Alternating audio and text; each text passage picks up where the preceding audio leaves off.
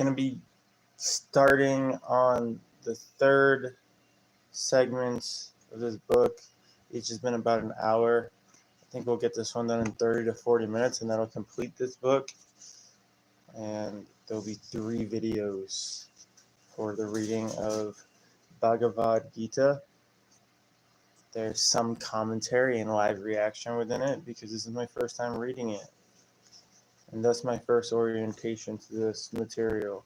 We are in chapter 14, Guna Troya Gibaj Yoga. The previous chapters were a lot of,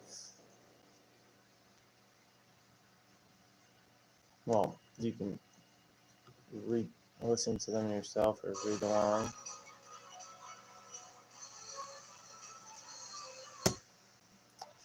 Sri Bhagavan said, I will continue now to share with you supreme wisdom on the basis of which great sages have attained perfection of life. The highest perfection of life. By accepting this wisdom, one comes to me and is saved from birth and death at the time of creation and annihilation. My material energy, Brahman, is the womb that I impregnate, giving birth to all living things, O descendant of Bharata. O son of Kunti, all species of life are born from the womb of Mother Nature, and I am the seed-giving father. The material nature comprises 3 modes: sattvic, goodness; rajistic, passion; and tamistic, ignorance, which bind the soul to the body. O mighty armed Arjuna, the mode of goodness is the purest amongst these, being enlightened and free from sorrow. People in mode of goodness are attached to happiness and knowledge. The mode of passion is the cause of infinite desires and cravings and pushes the conditioned soul to perform fruitive actions, O Kantiya. Pushes the soul to produce fruitive actions. So you gotta find that balance within yourself, to push yourself to be fruitful in your labor. This is too hot. The mode of ignorance incites the embodied soul into an illusion, which is seen as laziness, sleepiness, and deluded madness.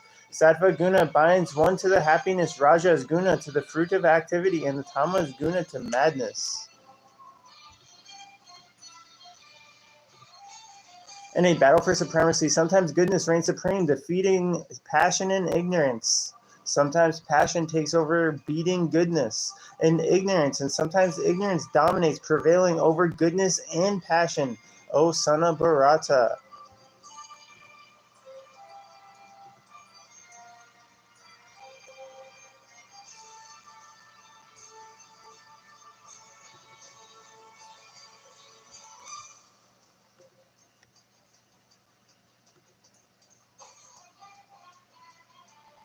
The mode of ignorance incites the embodied soul into a delusion. Oh, excuse me, we just read that page. When the gates of the body are enlightened with knowledge, sattva is the active mode. Attachments, yearning, fruitive action are symptomatic of rajistic guna or jhana. Darkness, inactivity, and illusions indicate dominance of tamas guna, O descendants of the Kurus. In the mode of goodness, one goes to the higher planet on death. When death is in the mode of passion, one takes birth amongst those driven by fruitive activities. Death in the mode of ignorance obtains birth amongst animals. So dying while in a mode of ignorance, you'll actually be reborn as an animal according to this book. So I feel like there's animals in this house that have had existences as humans. And they have some behavioral issues within themselves. Luna, get over here! Get over here! I'll give you a great example. Get over here!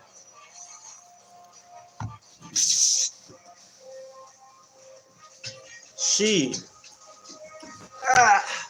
is from the Dallas Animal Shelter. I adopted her in 2019 on the Great American Pizza Tour. She's my best friend. She has some special needs, and those include the need to.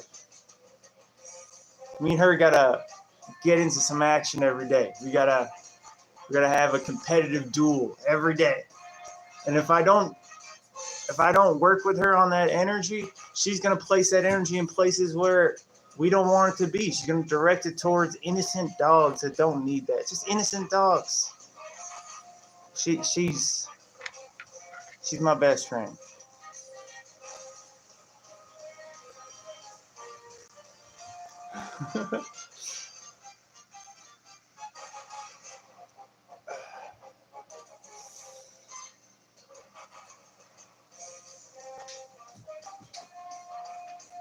Pious actions and mode of goodness result in purity. Actions, and this tattoo means time flies. Actions and mode of passion beget suffering, while actions and mode of ignorance result in foolhardiness. Knowledge comes from the sattva mode, greed from rajas, and nescience, and foolishness from tamas. Sattvas take you to the higher planets. Rajas keep you on earthly planets. Tamas spiral you down to hellish planets. Understanding that it is only 3 modes of material. It really is. It's like it's going to be over 110 today, and it feels good because it's not 115 like it was last week. Understanding that it is only these 3 modes of material nature that are involved in all activities are not the supreme Lord. Takes you to the spiritual platform. Name a car for an edit. I'm going to go with Geometra. Or a Citroen DS.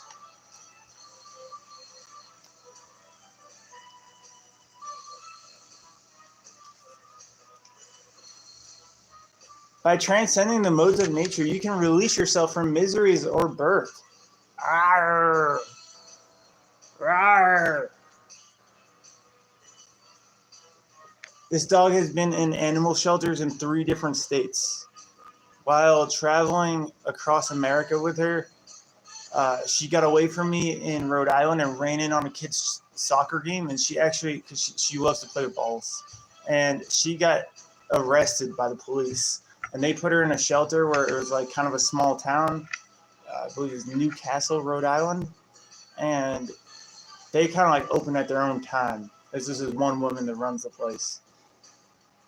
And she was there for 24 hours before I could bail her out. Held up the whole tour.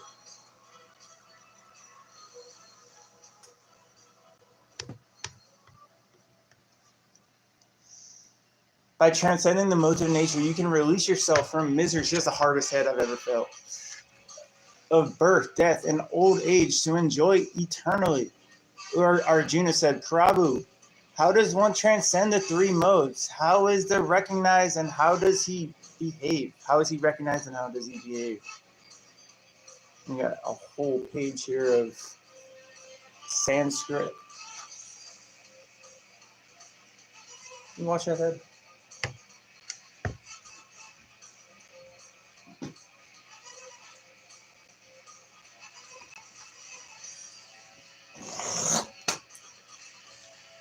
O Arjuna, one who has transcended the 3 modes of material nature has no hatred for knowledge, Sri Bhagavan said.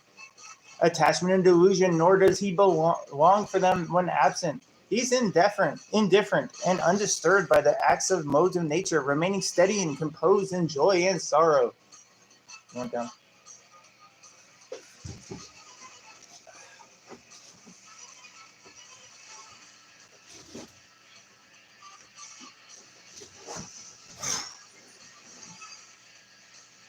He views mud, stone, and gold all equally. He does not differentiate between what he likes and what he dislikes, praise or blame, honor or dishonor, friend or foes, and has renounced all result-oriented activities. So detached from the result of action. When one serves me constantly with devotion, irrespective of circumstance, one rises above the 3 modes of nature and reaches the Brahman platform. I am the basis of that absolute bliss, coming from the eternal, indestructible, formless, and an immortal Brahman.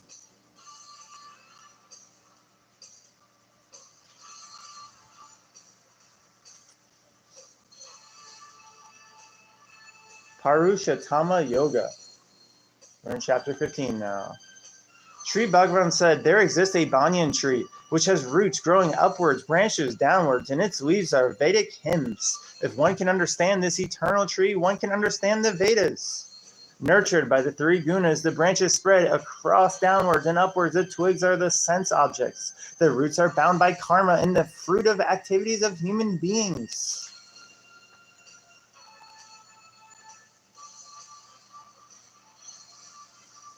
We're going to get another guest on here. I'll be right back.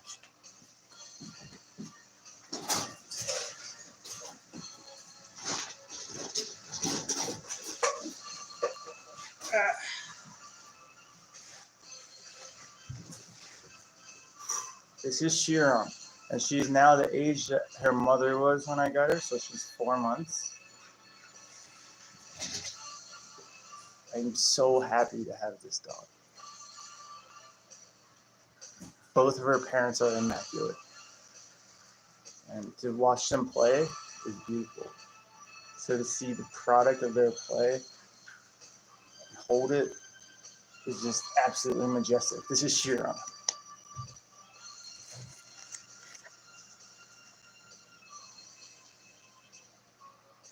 This tree is covert. Its beginning, its end, and even its foundation is not easily perceptible in this world, but one has to still cut this deep-rooted tree with determination and detachment. Having done that, one must search for the higher destination, the supreme God, the reservoir of all activities and all existence. Once he surrenders to him, he never comes back to this world again. Never, not even once. No more.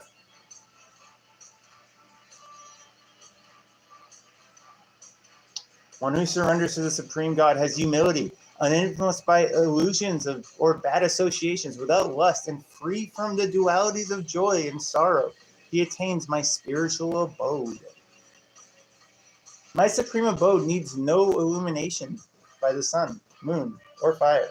From there, one will never return to the material world. The embodied souls are my fragments, my parts, and my parcel. But conditioned and bound by the material nature, they are still struggling with the six senses, including mind.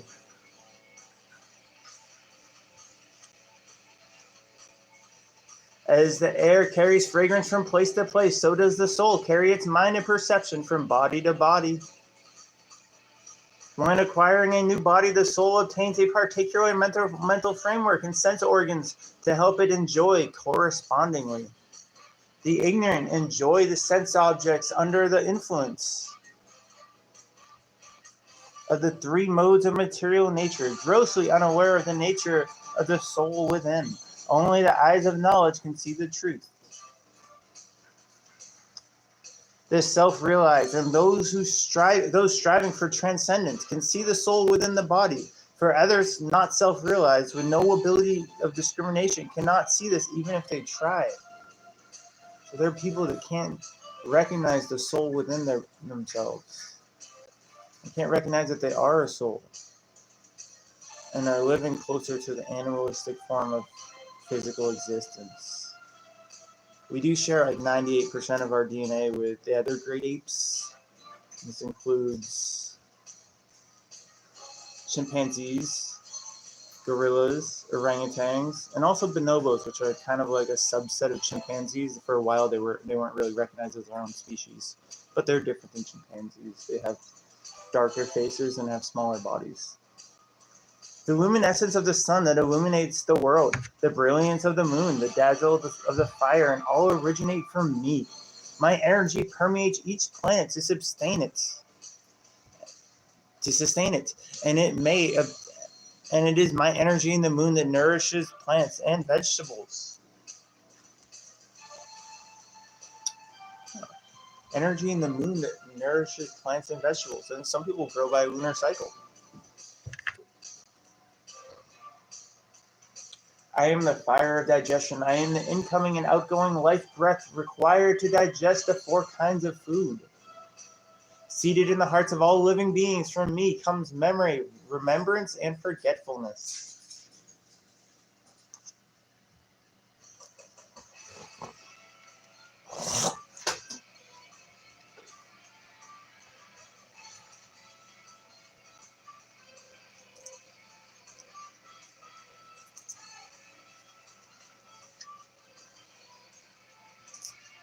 In the conclusion of the Vedas, and I alone am to be known for the Vedas. I am also the compiler as well as the knower of Vedas. There are two classes of entities given in the Vedas: the infallible, who are found in the material world, and the infallible present in the spiritual world. Higher than these two one is the greatest entity, the Supreme Soul, the Eternal Lord Himself, who pervades and maintains the three worlds.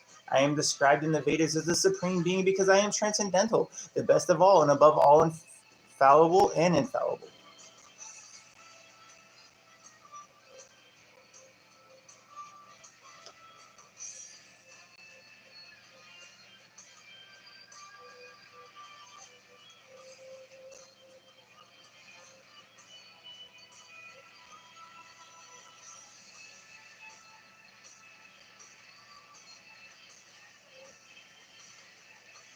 Recognizing me as the Supreme Being is knowing everything that needs to be known. Without doubt, He then serves me in full devotion. O descendant of Bharata, I am open for you, the secret principle of the Vedas. O sinless Arjuna, this knowledge will make you wise and take you to the perfection of life.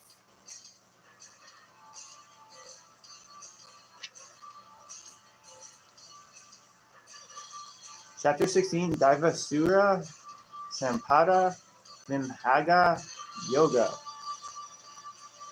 O Arjuna, these are qualities of saintly and divine beings: fearlessness, purity, spiritual knowledge, charity, control over senses, sacrifice, Vedic study, austerity, simplicity, non-violence, truthfulness, want of anger, renunciation,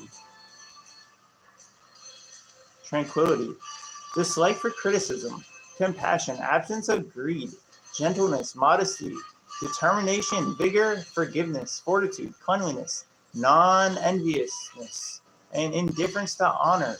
O Partha, the qualities of the demonic being are arrogance, pride, conceit, anger, harsh speech, and ignorance.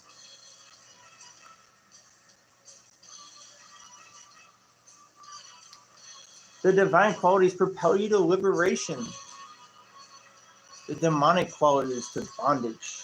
O son of Pandu, you have no cause for concern because your divine qualities are inborn. Divine and demonic are the two kinds of beings in the world. I have enumerated the qualities of divine beings. Now hear about the demonic ones. Those with demonic qualities are ignorant about how to act and how to not to. They are devoid of cleanliness, truthfulness, and good behavior. They believe the world to be such an illusion without any role of God, simply a product of sensual desires culminating in sexual union.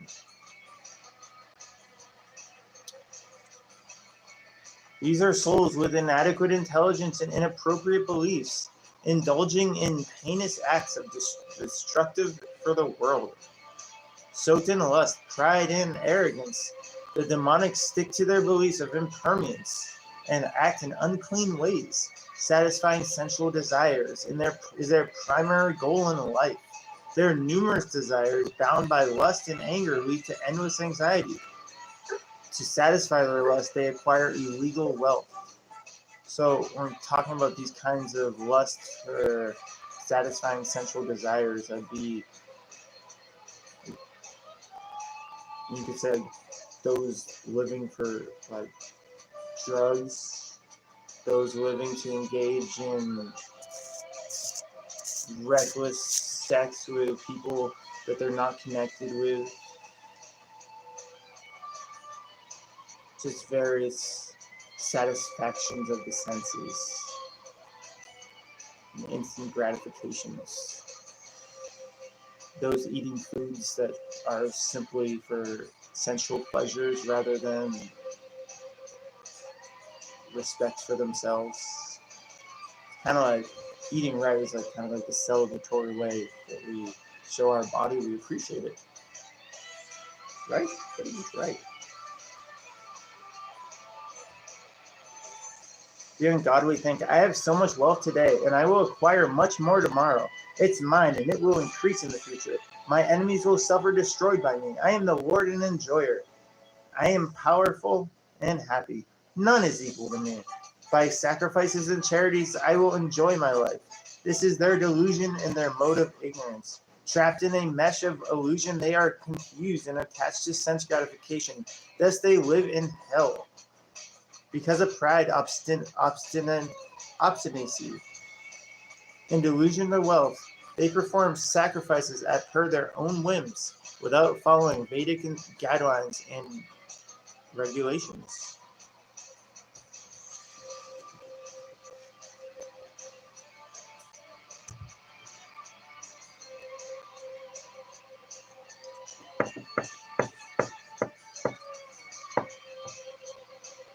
They even enjoy the Supreme Lord, who exists in their own and other hearts, blinded as they are with power, arrogance, lust, anger, and ego. The envious, the wicked, the lowest among men. I cast them into the wombs of demonic species to take repeated births. Born as a demonic being in the material world, they get degraded lower and lower and never attain me, O son of Kunti. Lust, anger, and greed are the three gates that open into hell, and if not given up, they degrade their soul.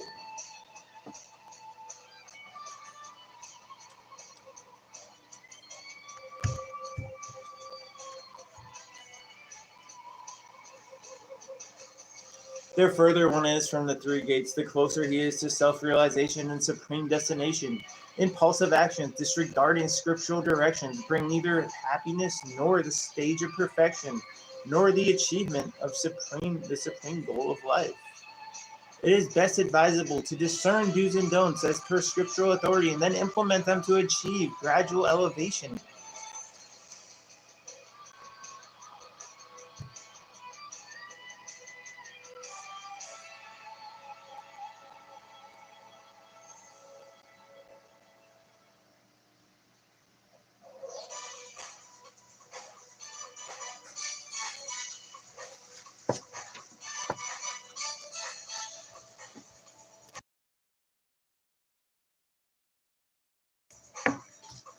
Chapter 17, Shraddhatarya in Bhagavad Yoga. Arjuna said, "O Krishna, what is the fate of those who do not adhere to scriptural instructions, but worship as per their own fancies? Is their faith in goodness, passion, or ignorance?" Sri Bhagavan said, "Faith in embodied beings depends on the predominant guna, whether it is sattvic, rajasic, or tamistic. Faith evolves as per the modes of nature, and according to the modes of living beings has acquired, he will evolve to a particular faith, O son of Bharata."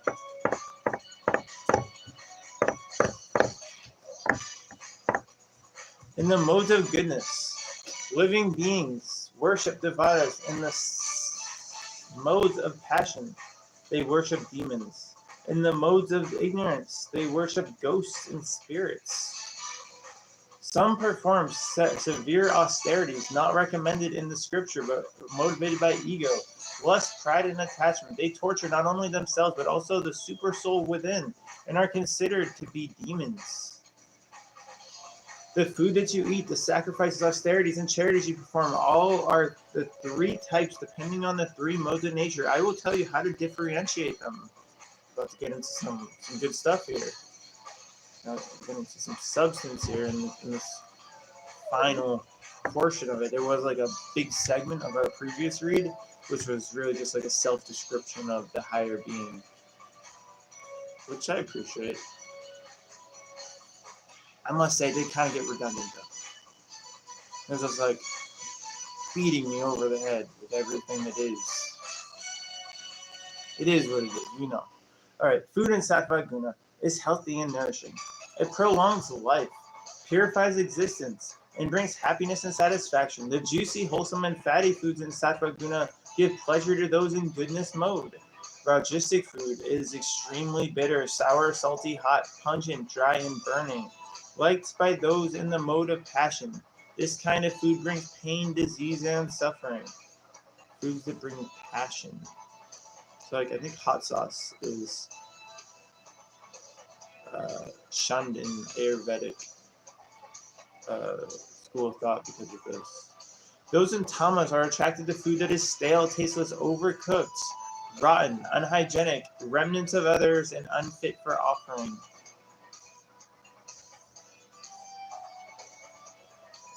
Interesting.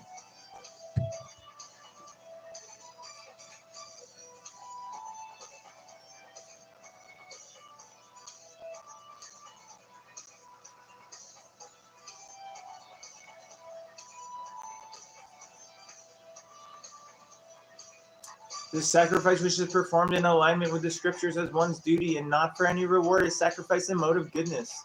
Sacrifice is performed out of pride, to show off, or to acquire material benefits is the domain of passion, O Arjuna. Sacrifices that defy scriptural instructions without distribution of prasadam, without offerings of food, without chanting of Vedic hymns, without alms, and without faith are in the mode of ignorance. Austerity of the body, including worshipping God, the Brahmanas, the wise, and the spiritual master. It also includes hygiene, celibacy, non-violence, and a simple living.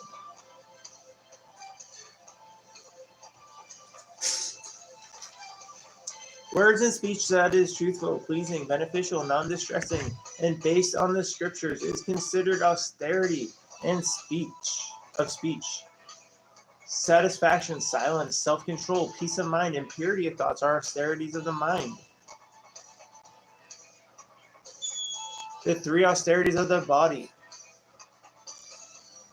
speech, and mind are in the mode of goodness when they are practiced without hankerings for selfish materialistic benefits, but out of devotion to the Supreme Lord for the purpose of pleasing Him.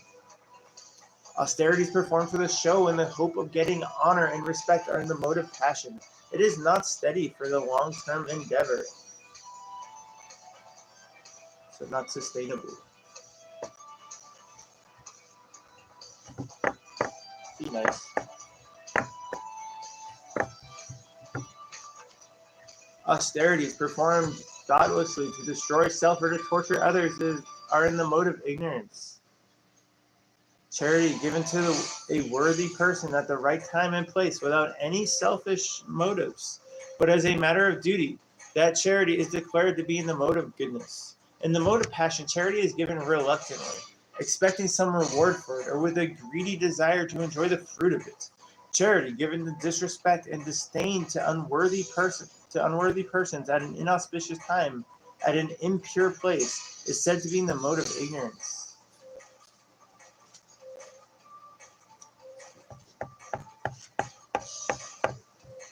The supreme truth is represented by the three syllables Am Tat Sat. From the beginning of creation, these syllables were used by Brahmanas while chanting from Vedas and performing sacrifices. To obtain this supreme spiritualistic chant, the syllable Om, before beginning any sacrifice, austerity, or charity as per the Vedic standard. To achieve liberation from material shackles, one must chant the syllable Tat before beginning any sacrifice, austerity, or charity.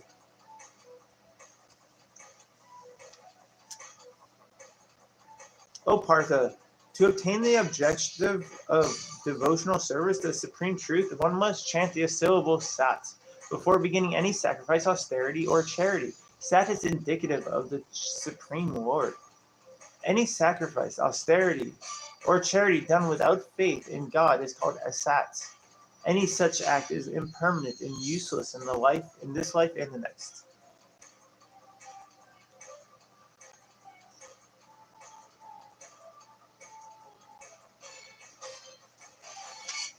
Chapter 18. Makshu Sannyasa Yoga.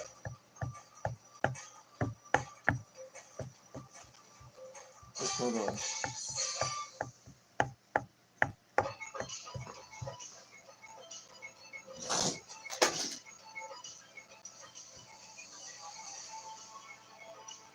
O Arjuna, O mighty armed Krishna, O killer of Keshi demon, I want to know about renunciation of action, Tyaga, and renunciation as an order of life, Sannyas. Please tell me the difference between the two.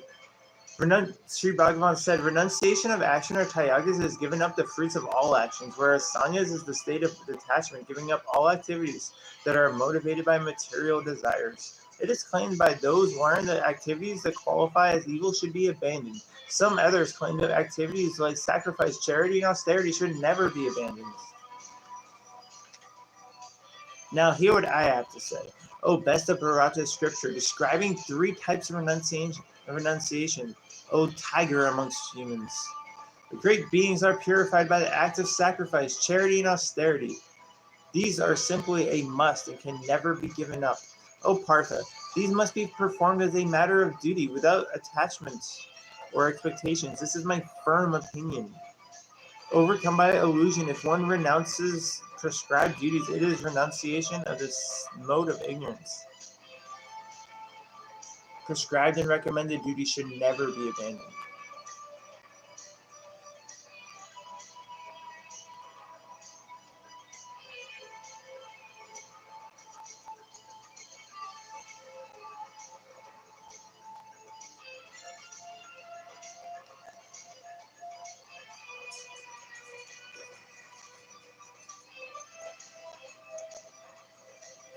O Partha, these must be performed as a matter of duty without attachment or expectation. This is my firm opinion. Overcome by illusion, if one renounces prescribed duties, it is renunciation of the mode of ignorance. Prescribed and recommended duties should never be abandoned. Renunciating prescribed duties out of physical discomfort or fear is renunciation of the mode of passion which does not yield any elevating outcome, but renunciation of all attachments and results of action, while acting with a sense of duty is indicative of a mode of goodness, O Arjuna. A renunciate in the mode of goodness does not avoid unfavorable activities or aspire to perform favorable duties. He has no doubts as to his prescribed duties. To give up all activities is impossible for an embodied being. To give up fruit of action is itself true renunciation.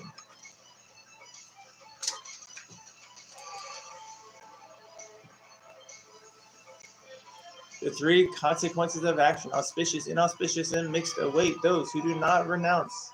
The renounced will have no such experience of suffering or enjoying. According to Sankhya philosophy, there are 5 causative factors that complete all actions, O Arjuna. Now learn about this. The 5 factors are the place of action, the body, and the person executing the action, the senses, the effort, and finally the supersoul. Every action performed by the body, mind, or speech, whether right or wrong, is the result of 5 factors. Only a fool considers himself as the doer and disregards the 5 factors.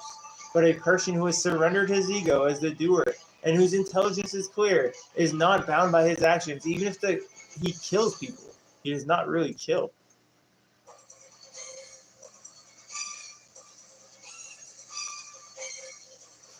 Motivating triggers for actions of knowledge, objects of knowledge in the knower, senses, the objects and the doer are triple integrated components of action. Knowledge, action, and doers are also 3 kinds, subjective to the 3 modes of material nature. Listen now as I explain. When one sees the undivided supreme God divided equally in all living beings, it is knowledge in the mode of goodness. When one sees different living beings as separate and unconnected entities, it is a knowledge in the mode of passion. And when one is attached to a certain kind of work with indifference to truth, that knowledge is in the mode of ignorance. Dutiful action, as per scriptural recommendations, without attachment or aversions, without any expectation of result, is the action and mode of goodness. Acts of repeated efforts motivated by false egos and sense gratification are said to be in the mode of passion, and actions on their madness, dismissing the Vedic injunctions, disregarding future consequences, causing hurt to others, are in the mode of ignorance. The quality of workers in the mode of goodness are enthusiasm, determination, detachments, unaffected by success or failure, and without the trappings of false ego. In passion, the doer is greedy, violent, impure, easily moved by joy and sorrow, and desire reward of his actions.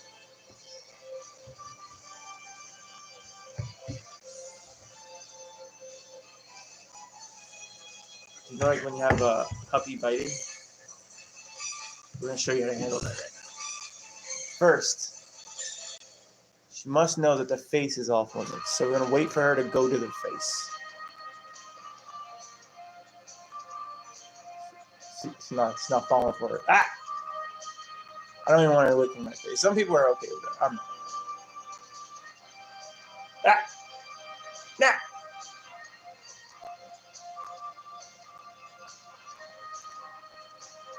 Now I'm just expressing my displeasure with that. So you could be more corrective in your response. So that would look like something like, ah! Like that's moving into the space. Acts of repeated effort, motivated by false ego and sense gratification, are said to be in the mode of passion. And actions under madness, dismissing the Vedic injunctions, disregarding future consequences, causing hurt to others, are in the mode of ignorance. The quality of a worker in the mode of goodness are enthusiasm, determination, detachment, unaffected by success or failure, and without the trappings of false ego.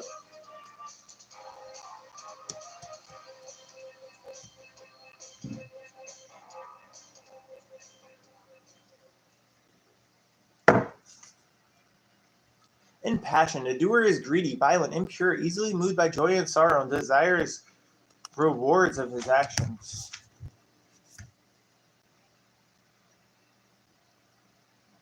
All right.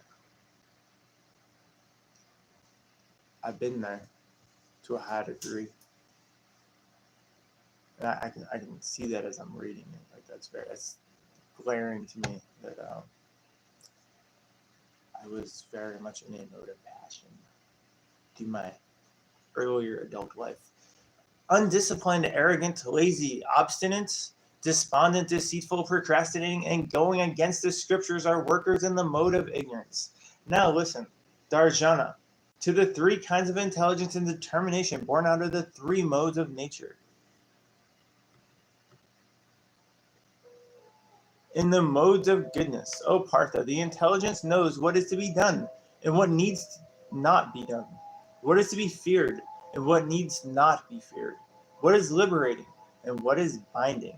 And in the mode of passion, the intelligence fails to understand the difference between religion and irreligion, or right and wrong, O Partha.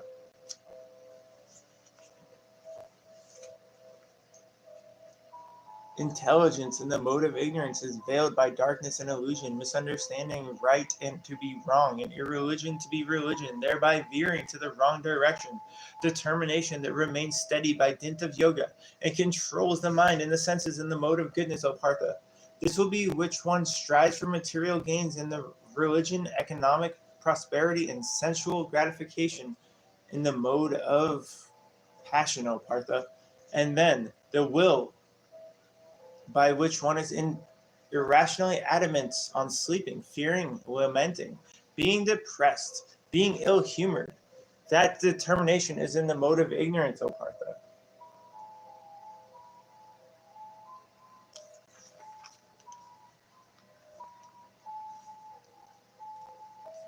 I shall be back, she wants to go.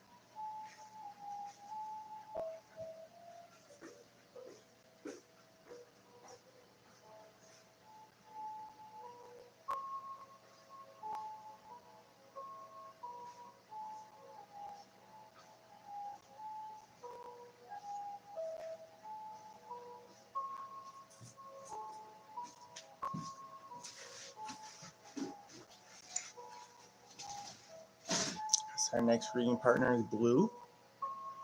Blue is the eldest mammal of this house. She claimed that title this month.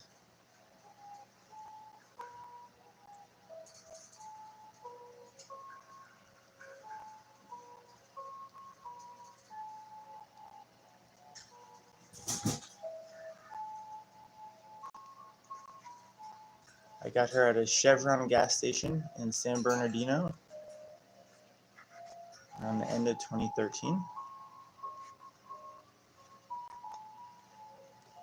She's born November 21st, 2013.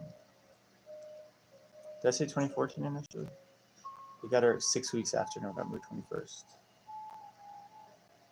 So early 2014. Here now, as I describe the three kinds of happiness experienced by conditioned souls which can mitigate suffering, O descendant of Bharata, what may seem like poison initially, but eventually takes shape of nectar, is happiness in the mode of goodness that awakens self-realization. Happiness, arising from interaction between senses and sense objects, seems like nectar first, but is actually poison. That happiness is in the mode of passion. Happiness, in the mode of ignorance, is delusional, derived from sleep and laziness, and blocking the path of self-realization.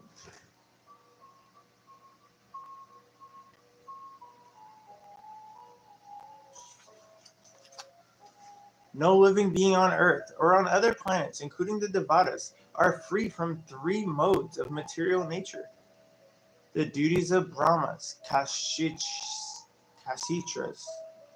Vaishyas, and Sudras are allocated according to qualities acquired as per the dominant mode of material nature, O Parantapa. The inbuilt qualities of Brahmanas are tranquility, self-control, austerity, purity, tolerance, honesty, wisdom, and faith in God. The qualities ingrained in Kashitras are heroism, power, determination, resourcefulness, courage to fight, and generosity and leadership.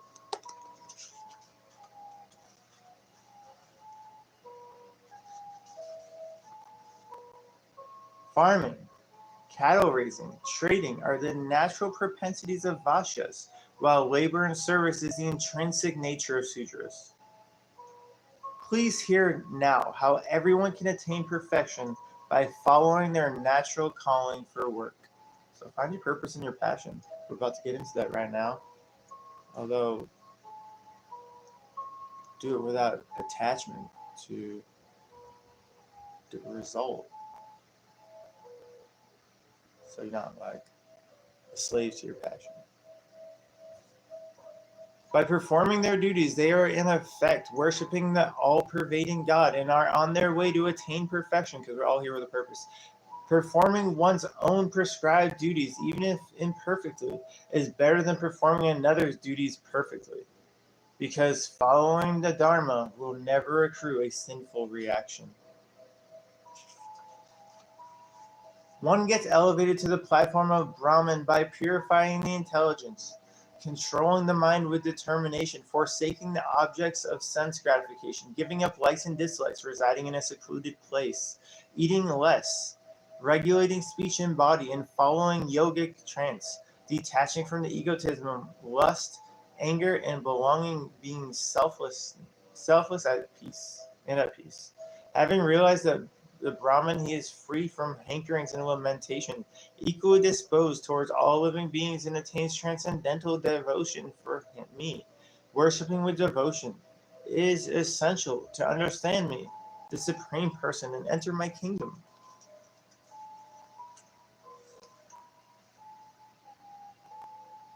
With my mercy and blessing, my devotee is protected and reaches my eternal abode, regardless of activities he is engaged in. Seek my protection, surrender unto me, absorb your consciousness in me, and in every endeavor and activity, with such absorption in me, you can overcome all hurdles in life. If you remain absorbed in yourself and your ego, you will be lost. Ignoring my advice, if you decide not to fight, your decision will be misguided by your mind. Going against your material nature, you will surely end up fighting other insignificant battles, as is your nature. I have only given you the topmost secret because you are my dear friend. Hear it again because I only want the good for you. Focus your mind on me. Become my devotee. Worship me. Offer your obeisance to me.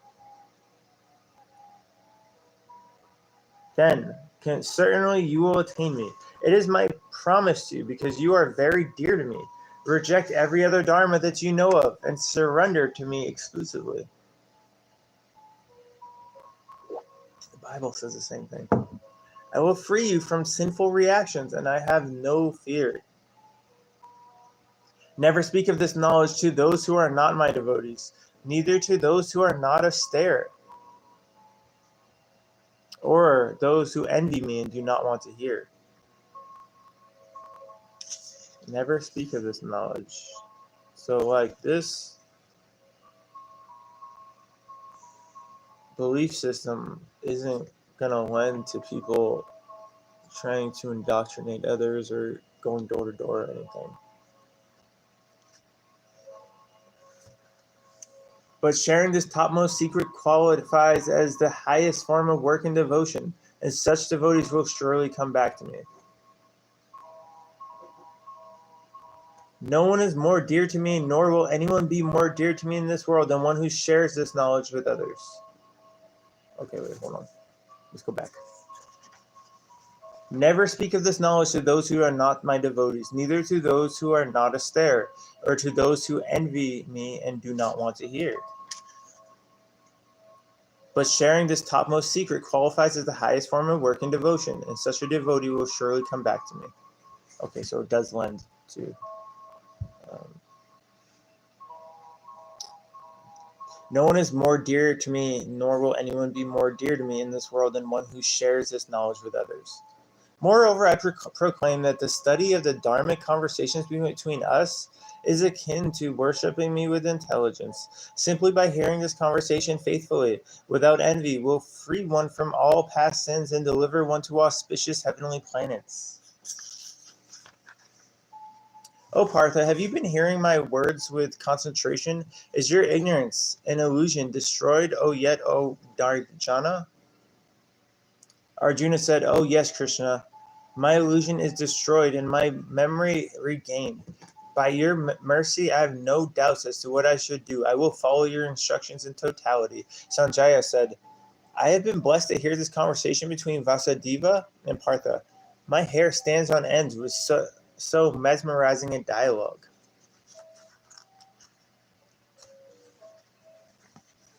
It appears that we're coming to the last page. Yes, this is the last page.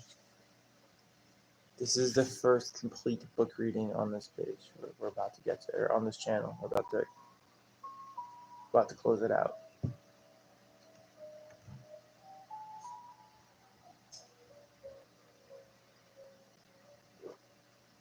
So in total, you'll be able to read this book in under 3 hours. This confidential conversation I could hear directly from the mouth of the yoga master Krishna by the grace of Vayusa. I feel the thrill again and again just remembering the sacred and transcendental dialogue between Keshava and Arjuna, O king. I am awestruck, recollecting the astounding form of Hari, experiencing continuous ecstasy. And this is going to be the last paragraph. Are you ready? Victory, wealth, righteousness, and power will follow wherever there is the master of yoga, Krishna, and the supreme archer Arjuna. This is my conclusion.